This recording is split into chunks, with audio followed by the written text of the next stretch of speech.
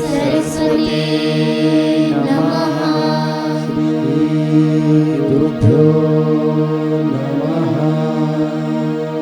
जगद्गुरु नरेंद्राचार्य महाराज की जय। सद्गुरु कालसिद्धेश्वर महाराज की जय। संत शिरोमणि गजानन महाराज की जय। आद्य जगद्गुरु रामानंदाचार्य महाराज की जय। सियावल्लभ रामचंद्र की जय। गुरुर्ब्रह्मा गुरुर्विष्णु गुरुर्देवो महेश्वरा। गुरुर्साक्षात् परब्रह्म तस्मै श्री गुरवे नमः। सार्थ श्रीमद दासबोध दशक 8वा समास पहिला देवदर्शन। श्रीराम श्रोती व्हावे सावध विमळ ज्ञान बाळबोध। गुरु शिष्यांचा संवाद अतिसुगम परियसा। देव कोणासी म्हणावे कैसे तयासी जाणावे। तेची बोलणे स्वभावे बोली झेल। जेणे केले चराचर केले सृष्टादी व्यापार। सर्व करता निरंतर नाम ज्याचे। तेने केल्या मेघमाळा चंद्रबिंबी अमृत कळा। तेज दिधले रविमंडळा जया देवे। ज्याची मर्यादा सागरा जेणे स्थापिले फणीवरा। जयाचिनी गुणे तारा अंतरिक्ष। चारी खाणी चारी वाणी 84 लक्ष जीव योनी। जेणे निर्मिले लोक तिनी तया नाव देव। पुंडलीक वरदे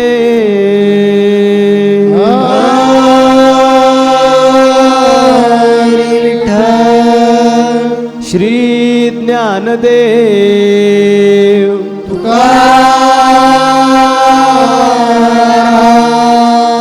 पंढरीनाथ महाराज की जय। जगद्गुरु नरेंद्राचार्य महाराज की जय। ब्रह्मानंदं परमसुखदं केवलं ज्ञानमूर्ति। द्वन्द्वातीतं गगनसदृशं तत्त्वमस्यादिलक्षणम्। एकं नित्यं विमलमचलं सर्वधी साक्षीभूतं। भावातीतं त्रिगुणरहितं सद्गुरु त्वं नमामि। सद्गुरु त्वं नमामि।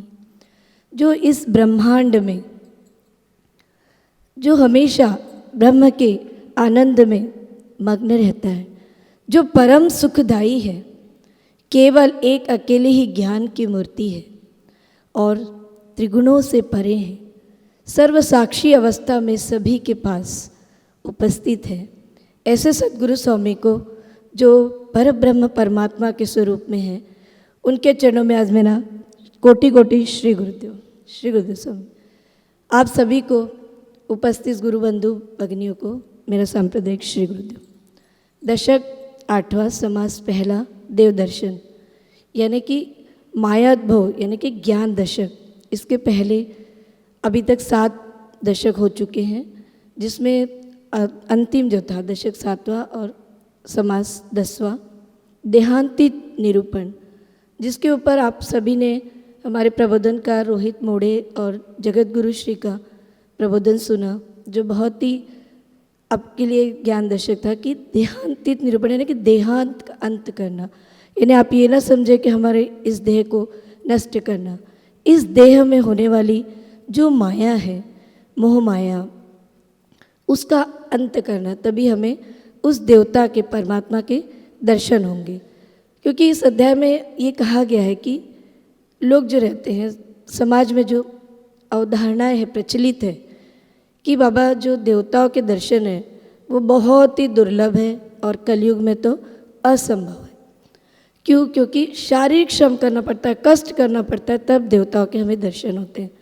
तो ये जो अवधारणा समाज में प्रचलित है, इसका खंडन करते हुए गुरु शिष्य संवाद से समर्थ ने बताया कि शुद्ध आत्मज्ञान आपको प्राप्त होना चाहिए, तभी आपको देवताओं के दर्शन आसान होते हैं। क्योंकि हमारे यहाँ बहुत से शास्त्र हैं, लोगों का मानना है कि जब हम शास्त्र का अध्ययन करते हैं तो हमें देवताओं के दर्शन होते हैं। लेकिन शास्त्र तो अनेक है, उन शास्त्रों का अध्ययन करते करते हमारा जीवन ही समाप्त हो जाता है। लेकिन शास्त्र समाप्त नहीं होते, हमें मन शांति नहीं मिलती है, हमारा मनस्ताप बढ़ता है, समाधान हमें नहीं मिलता है। कुछ लोगों का मानना है कि हमें तीर्थ जाना चाहिए, तीर्थों पे देवताओं का वास होता है, ये तो सच है। लेकिन कितने तीर्थ? हमारे यहाँ तो बहुत तीर्थ है। कुछ तीर्थ तो बहुत सरल है, जैसे आप काशी चले जाइए, प्रयाग चले जाइए, सरल है, आप जा सकते हैं। लेकिन कुछ तीर्थ बहुत कठिन है, जैसे बद्रीनाथ चले जाइए, अमरनाथ, मानसरोवर। लेकिन इन तीर्थों तक पहुँचते पहुँचते, और हमारे यहाँ कई तीर्थ है, उन तीर्थों का दर्शन करते करते हमारा जीवन ही समाप्त हो जाएगा। तो जब ये इतना कठिन है तो कुछ लोगों का मानना है कि बाबा दान कर दो तो देवताओं के दर्शन हो जाएंगे, तप कर लो, श्रम कर लो। अगर हमारे यहाँ इतने देवी देवता और उनका आकलन करना इतना कठिन है तो हम देवताओं के उस स्वरूप को कैसे ढूंढेंगे? क्योंकि अनंत देवी देवता हैं, जितने देवी देवता हैं उतने उनके इधर ही भक्त है, शिष्य है। इधर ही गड़बड़ है सब। देखिए, ये जो समर्थ रामदास स्वामी जी ने देव शोधन नाम का जो समास इसमें दिया है, वो इसीलिए दिए है, जानबूझकर दिए है, हमारे लिए, आप लोगों के लिए ये दिए हैं। हम हमेशा कन्फ्यूजन करते हैं। ये दीदी को अपमानित करना मेरा उद्देश्य नहीं, यह कृति से आपको सिखाना चाहते, इसी कारण ये गुरु का फर्ज है, इसी कारण हम बोलते हैं। देखिए, ये दीदी ने बोले ब्रह्मानंदम परम सुखदम केवलम ज्ञानमूर्तिम द्वंद्वातीतम गगन सदृशम तत्वमस्यादिलक्षम एकम नित्यम विमलम अचलम सर्वदी साक्षीभूतम। हम सिर्फ मंत्र से बोलते, लेकिन कृति में कुछ नहीं। और ये करवा के वो बोले श्री गुरुदेव, और बाद में वापस बोले स्वामी जी श्री गुरुदेव। अरे हमें यह ब्रह्मांड में स्थित है ऐसे समझते हैं, तो वापस स्वामी श्री गुरुदेव बोलने की जरूरत क्या है? इसका अर्थ ऐसा है कि हम बोलते हैं लेकिन हम कंफ्यूज में है, वो है सदगुरु या इधर बैठे वो सदगुरु है। ये दीदी की जैसी स्थिति है, वैसे हमारे पूरे परिवार वाले जो लोग हैं, प्रापंचिक लोग हैं, उनकी भी स्थिति ये है। आज हम झगड़ा करते हैं, भगवान श्री कृष्ण बड़े या राम बड़ा, हनुमान जी बड़े या देवी माँ बड़ी। इस कारण ये समास लेकर समर्थ रामदास स्वामी जी को कहने का है कि भाई देव किसको बोलेंगे आप? देखिए वो पंक्ति क्या है, बरेकर गुरु जी वापस पढ़िए। देव किसको बोलने का? देव कोणासी बनावे, कैसे तयासी जाणावे, तेची बोलणे स्वभाव बोले जेल, जेणे केले चराचर, केले सृष्ट्यादी व्यापार, सर्व करता निरंतर नाम जाचे। जरा रुके, कि भगवान किसको बोलने का? कि जिन्होंने ये चराचर निर्माण किया है। देव किसको बोलने का? कि जिन्होंने ये पूरे चराचर निर्माण किया है। उन्होंने क्या क्या निर्माण किया है उसका वर्णन समर्थ रामदास स्वामी जी ये पंक्ति में बताते हैं। आगे बढ़े, आगे बोलिए। तेणे केला मेघमाळा, चंद्रबिंबी अमृत कळा, तेज दिधले रवी मंडळा, जया देवे ज्याची मर्यादा सागरा, जेणे स्थापिले फणीवरा, जयाचेनी गुणे तारा अंतरिक्ष। रुके, देव किसको बोलने का? कि जिन्होंने ये सप्त सागर, 21 स्वर्ग, चंद्र, सूर्य, ये पूरा ब्रह्मांड की जिन्होंने निर्मित की है उसको देव बोलने का, ऐसे समर्थ रामदास स्वामी को कहने का है। क्योंकि हम प्रापंचिक लोग, या प्रापंचिक भी नहीं, हम आध्यात्मिक हो तो भी हमें जब तक ये सूक्ष्म ज्ञान, स्वस्वरूप स्थिति का ज्ञान जब तक होते नहीं तब तक हम भी कंफ्यूज होते। हम प्रवचनकार हो या बहुत बड़े विद्वान हो, जब तक स्वस्वरूप स्थिति का ज्ञान नहीं है तब तक हमारे में ये ऐसी स्थिति रहेगी ही। क्योंकि परमात्मा किसको बोलने का, या राम जी को देव बोलने का, या परमात्मा को देव बोलने का, राम जी बड़े हैं या शिव जी बड़े हैं, या विष्णु जी बड़े हैं या ब्रह्मदेव जी बड़े हैं, ये कन्फ्यूज में हम है। और ये कन्फ्यूज निकालने के लिए समर्थ रामदास स्वामी जी ने यह समाज की निर्मित की है और हमें वो बताने लगे हैं कि कन्फ्यूज से बाहर आइए। हमारे नज़दीक गुरु रहते हैं, हम हर दिन बोलते हैं गुरुर ब्रह्मा गुरुर विष्णु गुरुर देव महेश्वरा, गुरु साक्षात परब्रह्म, तो भी गुरु से झूठ बोलते हैं। गुरु को साक्षात परब्रह्म बोलते हैं, लेकिन उनका मुख इधर हो गया कि उधर हम दूसरा कुछ करते हैं। इस कारण हमें मोक्ष नहीं मिलता है, इस कारण हमें मुक्ति नहीं मिलती। जो जो लोगों ने मुक्ति मिलवाई है उन्होंने गुरु पर पूरा विश्वास रखा है, दृढ़ विश्वास रखा है कि गुरु परब्रह्म है, वो ब्रह्म है, वो विष्णु है, वो शिव जी है। इतना ही नहीं, वो परब्रह्म है, उनमें इतनी ताकत है। इतना दृढ़ विश्वास जिनके पास रहता है वो मोक्ष मिलवा सकता है, और हमें सब लोगों को मोक्ष मिलवाने के ही है। इसी कारण समर्थ रामदास स्वामी जी बोलते हैं कन्फ्यूज में जो आप आए हैं वो बाहर आइए और जैसे बोलते हैं वैसे कीजिए। मुझे एक इधर दृष्टांत देना आवश्यक है, ऐसे हम समझते हैं। संत गजानन महाराज, ये गजानन महाराज का एक भक्त था, बहुत निस्सिम भक्त, इतना प्यार कि वो पूरा सरेंडर हुआ था। ये सब जो है स्वामी जी ये आपका है। एक दिन स्वामी जी उनके घर में गए, गजानन महाराज वो भगत के घर में गए। उन्होंने अपने जो श्रीमंती थी, अपना जो ऐश्वर्य था, वो गुरु को दिखाने के लिए उन्होंने शुरुआत की। गुरु के शरीर पर अलग अलग प्रकार के बड़े बड़े अलंकार डाले और श्रीमंती का पूरा थाट किया, और गुरु को बोले ये सब जो है ये आपका ही है। तो गजानन महाराज बोले ठीक है मेरा है, तो चलो मुझे दिखाइए आपकी तिजोरी का है। और महाराज जी का स्वभाव क्या था वो उनको मालूम था, जो हाथों में मिल जाएगा वो सामने वाले को फेंक देंगे। महाराज जी के शरीर पर वो जो गहने डाले थे उन्होंने फेंक दिए थे और लोगों को बांट दिए थे। तो ये तिजोरी में जो पैसा है वो गजानन महाराज ले लेंगे, वो उनको पक्का विश्वास था। इसी कारण तिजोरी का जो दरवाज़ा था उसके बीच जाकर बैठा और बोले स्वामी जी ये आपका ही है। वैसे हमारे लोगों का होता है कि अरे वो उनका है तो माया क्यों करते हैं, और उनका नहीं है मेरा है ऐसे आपको लगता है तो झूठ क्यों बोलते हैं। और झूठ किसके साथ बोलते हैं? गुरु के साथ। और गुरु को बोलते हैं वो ब्रह्म है, गुरु को बोलते हैं वो महेश है, गुरु को बोलते हैं वो शिव है, गुरु को बोलते हैं वो परब्रह्म है।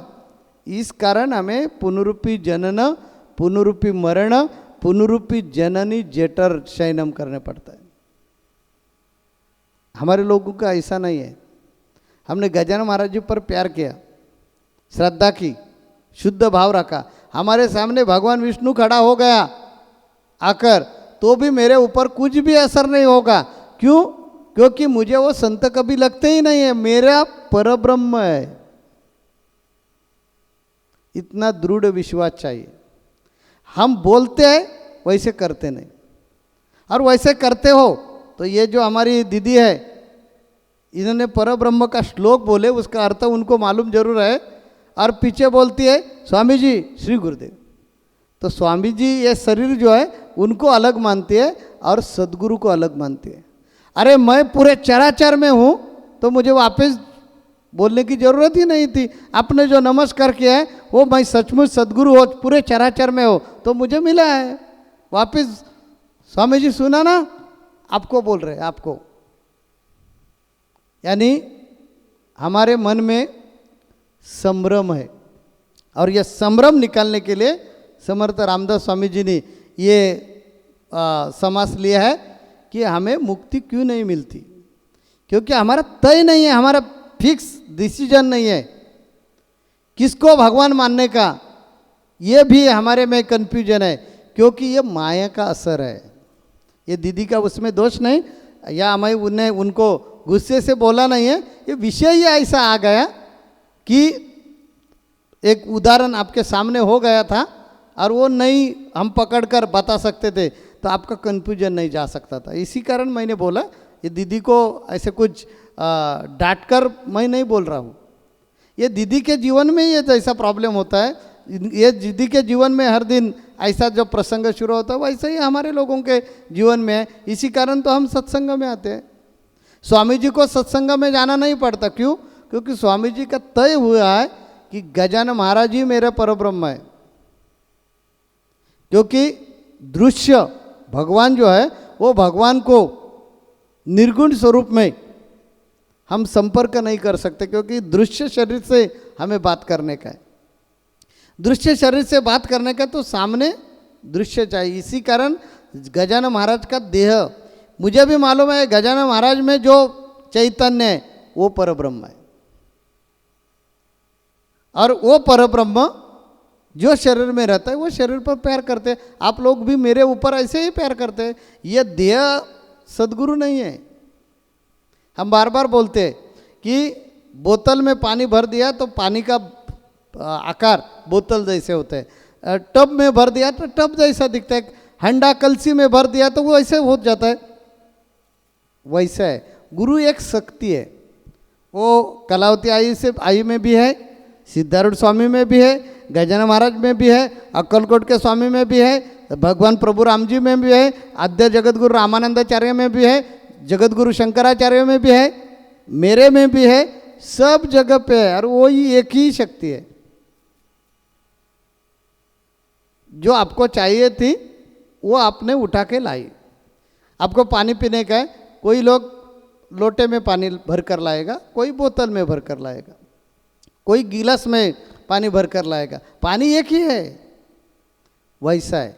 तो ये अज्ञान हमारे में जो है भगवान के बारे में वो निकलना चाहिए। आज हम लड़ाई झगड़ा करते हैं, अल्लाह बड़ा या राम बड़ा, यीशु बड़ा या शिवजी बड़ा। और हिंदू धर्म में भी 33 कोटि भगवान है, उनमें हमारा झगड़ा शुरू है, आपका भगवान बड़ा या मेरा भगवान बड़ा। इसमें से बाहर आइए। और भगवान किसको बोलने का? जो भगवान ने, हम जिसको भगवान बोलते हैं वो भगवान को निर्माण किया है। हम क्या बोल रहे हैं देखिए सुनिए, कि हम जिनको भगवान बोलते हैं ना वो सब भगवान को जिन्होंने निर्माण किया है उनको भगवान बोलो। ये समर्थ रामदास स्वामी जी को कहने का है। और समर्थ रामदास स्वामी जी में जो शक्ति है वही शक्ति मेरे में है। और मेरे मुख से समर्थ रामदास स्वामी आपको चाहना चाहते हैं, बताना चाहते हैं कि भाई राम कृष्ण शिव ये सब निर्मित है। भगवान अर्जुन को यानी धनुर्धर श्रेष्ठ अर्जुन को, पार्थ को ऐसा ही भ्रम हुआ था। इसी कारण भगवान कृष्ण ने एक विराट रूप धारण किया और बोले कि अरे भाई मैं आपका मित्र नहीं है, आपका सगा नहीं है, आपका सोयरा नहीं है, मैं एक परमात्मा हूँ और ये सब विश्व मैंने निर्माण किया। आपको डर क्यों लग रही है? आपको बुरा क्यों लग रहा है कि मैं मेरे चाचा को, मैं मेरे भतीजे को, मेरे मामा को, मेरे बहन को, मेरे भाई को मार रही है? क्यों आपके मन में डर पैदा निर्माण हो गए? अरे ये निसर्ग चक्र है। उन्होंने जो गलती की है उसकी सजा मिलने वाली है। वैसा भ्रम हमारे मन से हटाने के लिए ये समास की निर्मित है। तो ये समास में हमें जो परमात्मा है, जिसको परमात्मा बोला जाता है, वो भगवान है और उनको ढूंढने का है। और वो क्यों नहीं ढूंढ पाते हैं हम, इसके बारे में मार्गदर्शन अगले सत्संग में आपको विस्तृत स्वरूप में हो जाएगा। शुरू कीजिए। श्री गुरुदेव स्वामी, तो हम ये कहते हैं कि जैसे जितने 33 देवी देवता हमारे इस संसार में हम मानते हैं, जितने देवी देवता है उतने ही भक्त है, उतने उनको मानने वाले हैं, ऋषि मुनि हैं, और उन्होंने कई तरह के ग्रंथ लिख के रखे हुए हैं, और उन ग्रंथ का विचार जो है वो अलग अलग है। इसकी वजह से हमें समझ में नहीं आता है कि वो परब्रह्म परमात्मा यानी भगवान को हम कैसे ढूंढें। जिस भगवान ने ये धरती बनाई, आकाश बनाया, 84 लाख लक्ष योनि बनाई, जिन्होंने स्वर्ग पाताल बनाया, मृत्यु बनाई, तो उस परमेश्वर को हम कैसे ढूंढें, उसे ढूंढने के लिए हमें कैसे प्रयत्न करना चाहिए। तो हम बताएंगे कि गणाधीश तो ईश सर्वगुणांचा, मूळारंभ आरंभ तो निर्गुणाचा, नमो शारदा मूळ चत्वार साचा, गमो पंत आनंद या राघवाचा। जो महागणपति है उन्होंने हमें ये मार्गदर्शन किए बताया है कि जो संतों के जो उपदेश होते हैं, जो विवेक से, ज्ञान से, वैराग्य से, बल बुद्धि से उसको सुनते हैं, उन्हें ही समझ में आता है कि परमेश्वर इस चराचर में कहाँ कहाँ पर है। तो जब संतों के उपदेश के बारे में हमने कहा कि एक बार सभा हुई थी, तब सभा में ये बताया गया था कि इस धरती पे जो है माता पिता है वो भी भगवान के यानी देवता के स्वरूप में होते हैं। पिता जो होते हैं ब्रह्मांड के रूप में होते हैं, और माता जो होती है वो पृथ्वी के रूप में होती है। ये बताने के बाद में दूसरे दिन परीक्षा होती है। परीक्षा लेते समय ये बात कही जाती है कि जो कोई भी इस पृथ्वी की 3 परिक्रमा करके आएगा उसी को प्रथम सम्मान दिया जाएगा, पूजा का प्रथम सम्मान उसी को मिलेगा। सभी लोग अपने अपने वाहन पे बैठ के तो चले जाते हैं, लेकिन गणेश जी सोचते हैं कि मेरा वाहन तो इतना छोटा चूहा है और मैं इतना पेट वाला तोंदू हूँ, मैं इसके ऊपर बैठ के इन लोगों से पहले कैसे आ सकूँगा। तो उन्होंने आत्मचिंतन किया, सोचा कि कल जो उपदेश दिया था वो क्या था। तो उनके तुरंत समझ में आ जाता है, उनमें विवेक जागृत होता है। वो तुरंत अपने माता पिता को एक जगह बिठाते हैं और चूहे पे बैठ के 3 बार उनके प्रदक्षिणा करके सभा में आके बैठ जाते हैं। तो सभी लोग यही कहते हैं, अरे ये तो इतने से चूहे के साथ बैठ के कैसे पहले आ गया। सभी लोग कहने लग जाते, नहीं नहीं ये गलत है। फिर बताया जाता है कि कल जो उपदेश दिया था वो किसके समझ में आया। तो क्या हम अपने माता पिता को परमात्मा या भगवान के रूप में टाइम कम है। गणेश जी जो है वो अपने माता पिता को प्रदक्षिणा मारते हैं और वो प्रदक्षिणा पूरी हो जाती है। कहने का मतलब ऐसा दीदी को कि ये जो गणेश है वो भगवान है। ये जो विषय अलग है और दीदी बोल रहे विषय अलग है। आज आप इतने बड़े साधक हो गए हैं, कितने दिन ये सत्संग चल रहा है और एक एक स्टेप पर समर्थ रामदास स्वामी जी आपको आगे आगे ले रहे हैं। तो आज समर्थ रामदास स्वामी जी का सरल और ठेठ प्रश्न है कि भगवान किसको बोलेंगे। और दीदी जरा अलग ढंग से समझाने की कोशिश कर रहे हैं, जैसे कि आप नए लोग हैं। हम ये नहीं समझते, हम ये समझते हैं कि आप अनेक सत्संग करवा के चुके हैं और अभी ऐसा समय आ गया है कि मुक्ति मिलवाने के लिए हमें जाने का है। तो थोड़ा मन बड़ा करो, विस्तृत करो और भगवान जो जिसको बोलते हैं वो समझना चाहिए, क्योंकि वो माया के प्रभाव से, गुणक्षोभिनी माया के प्रभाव से वो हमारे में सब लोगों में है लेकिन समझता नहीं।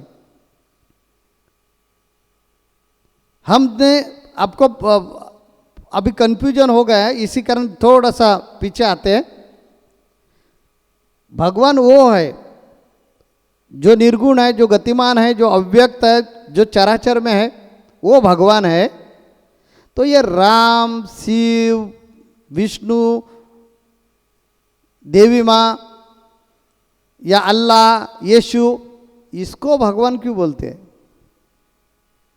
ऐसा प्रश्न हमारे मन में अभी ये जो कंफ्यूज हुआ प्रवचन में निर्माण हो गया है। देखिए, हम बच्चे रहते हैं, छोटे बच्चे रहते हैं, तब हमें शेर सिखाने का है या लायन सीखने का है। जंगल में तो नहीं जा सकते क्योंकि हम छोटे हैं, स्कूल में तो लायन ला नहीं सकते क्योंकि वो आ गया तो आपका काम करेगा। और लायन यह प्राणी हमें सीखने का ही है, तो हमारे टीचर क्या करते हैं, उसका पिक्चर निकाल कर हमारे ब्लैक बोर्ड पर पिक्चर रेखाटते हैं और दिखाते हैं, ये देखो ये लायन है। हमें लगता है हाँ ये लायन है। वो लायन और प्रत्यक्ष जंगल में जो लायन रहता है या शेर रहता है वो एक जैसे कभी भी नहीं। उससे हम कल्पना करते हैं, जब प्रत्यक्ष दिखेगा तब आपको मालूम हो जाएगा कि अरे हम पिक्चर में देखते थे, उसका और इसका संबंध ही नहीं है, ये सिर्फ समझाने के लिए हम पिक्चर देख रहे थे, चित्र देख रहे थे। वैसी स्थिति आज आपके आ गई है कि आपको तय करने का है देव किसको बोलने का, भगवान किसको बोलने का। क्योंकि अभी आप बड़े हो गए हैं, अभी छोटे बच्चे नहीं हैं। अभी आपका खुद का परमार्थिक संस्कार करने के लिए सक्षम हो गए हैं, ऐसे समर्थ रामदास स्वामी जी का कहना है।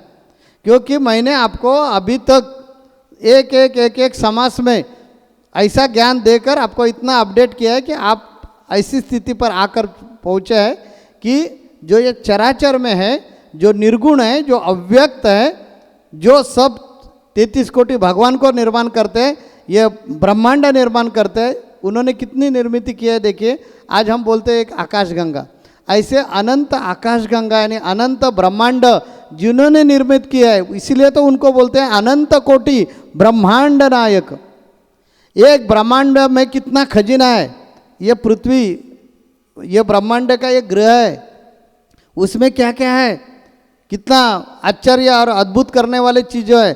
तो ये एक ब्रह्मांड में इतना है तो अनंत ब्रह्मांड में कितना रहेगा। और ये सब करवा के वो नाम निराला है। वो कभी आकर बोलते क्या, हे मनोज जी क्या चल रहा है, मैंने आपको हाथ दिए, मैंने आपको पाँव दिए, मैंने आपको दिमाग दिए, ऐसे कभी बोलता नहीं। और अलिप्त रहकर ये सृष्टि कैसे चलाता है, ये पंच महाभूतों से ये सृष्टि चलती है, आकाश, तेज, वायु, पानी और पृथ्वी, इससे ये सब सृष्टि चलती है। वो चलाने वाला हमें ढूंढने का है, उसका ज्ञान हमें मिलवाने का है। इसी कारण तय करो कि उनको देखने का है तो वो निर्गुण है, वो गतिमान है, वो अव्यक्त है। इसी कारण ये देह का लय करो, देह का नाश करो वैचारिक क्षमता से, मन से। मैं देह नहीं है, मैं आत्मा हूँ, ऐसा तय करो, तब उनका हमें मिलाप हो जाएगा, तब उनका शोध हमें लगेगा, तब उनका संबंध हमसे हो जाएगा और हम मुक्त हो जाएगा। ये समर्थ रामदास स्वामी जी को यह दासबोध के समास में सिखाने का है। इसी कारण उन्होंने देव शोधन नाम का यह समास तैयार किया है। आगे हम अगले हफ्ता में और भी इंटरेस्टेड विषय होने वाला है, इंटरेस्टिंग विषय होने वाला है, तब हम सुनेंगे उसमें उनको क्या और बोलने का है। तो अभी इधर हम रुकेंगे और आप सब लोगों को हम आशीर्वाद देते हैं। अगले हफ्ता में आप जरूर आइए, क्योंकि अभी हमारा जो जन्म का मकसद है, आने की वाट कौन है, जाने का कपाट कौन में कौन समय है, ये ढूंढने का जो अवसर भगवान हमें दे रहे हैं, वो मिलवाने के लिए हमें आने का। इसी कारण हम आपको बार बार बताएंगे, विनती करेंगे, आप आइए और जन्म का कल्याण करो। श्री गुरुदेव। जगत गुरु नरेंद्राचार्य महाराज की जय। सद्गुरु काल सिद्धेश्वर महाराज की जय। संत शिरोमणि गजानन महाराज की जय। आद्य जगत गुरु रामानंदाचार्य महाराज की जय। सिया वल्लभ रामचंद्र की जय।